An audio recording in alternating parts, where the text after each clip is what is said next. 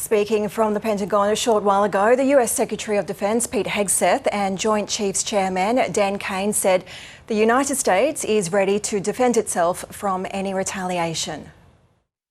This was a complex and high-risk mission carried out with exceptional skill and discipline by our joint force.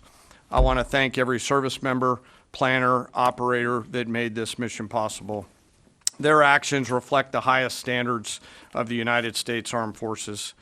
This operation was designed to severely degrade Iran's nuclear weapons infrastructure. It was planned and executed across multiple domains and theaters with coordination that reflects our ability to project power globally with speed and precision at the time and place of our nation's choosing. This was a highly classified mission with very few people in Washington knowing the timing or nature of this plan. All of our precision munitions struck where we wanted them to strike and had the desired effect, which means especially in Fordo, which was the primary target here, we believe we achieved destruction of capabilities there. Ultimately, wherever it may be, whether it's in Iraq or Syria or bases in the Gulf, as the president said, it would be, as the chairman said, it would be a very bad idea for Iran or its proxies to attempt to attack American forces.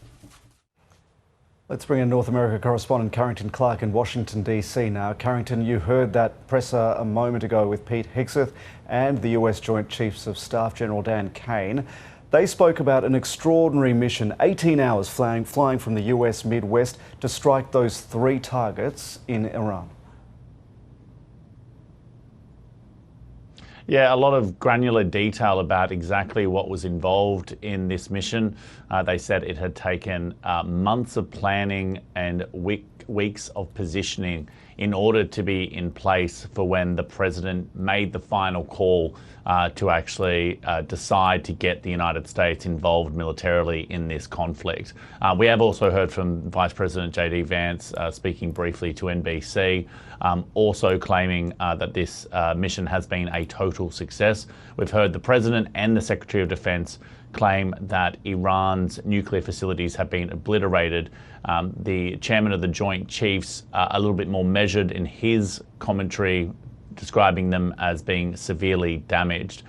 It's also clear that there was an element of, as they put it, misdirection in the planning of this assault on Iran, including sending some of the B-2 bombers west in order to be in the Pacific at the time that we saw some of the B-2 bombers flying east from the continental United States towards Iran. That 2-week window that Donald Trump gave himself to make the decision about whether or not to attack Iran now does look like an element of misdirection. Iran is aggrieved that they believe that they had a chance to still negotiate. Instead, what we're seeing is the United States decided to strike militarily during that period very quickly. Now, of course, the big question for many Americans is whether or not we are going to see Iran strike American bases that are nearby. About 40,000 American troops are stationed very close to Iran, and although Iran's attack capability has been badly depleted by Israel over the past week or so, we know that they still have capability to strike some of those US bases, and obviously that will be the big concern. Now, the United States has warned Iran that any such attack will receive a forceful military response from the United States. And part of what this press conference was to intimidate Iran, to remind them that America possesses the most powerful military the world's ever seen, has huge amounts of assets in the region, and can continue to strike Iran if it so thinks it's in its national interest. But that is the big question at this point. We're seeing Iran strike Israel. They haven't yet decided to attack American bases, but that really is the big question. But some of the details of this strike are quite extraordinary out there. 75 precision directed missiles at Iran to take out these 3 nuclear facilities, including obviously those 14 massive ordnance penetrators, also known as bunker buster bombs. First time they've been used for such a mission, but also using some of the submarines nearby in order to send missiles at Iran.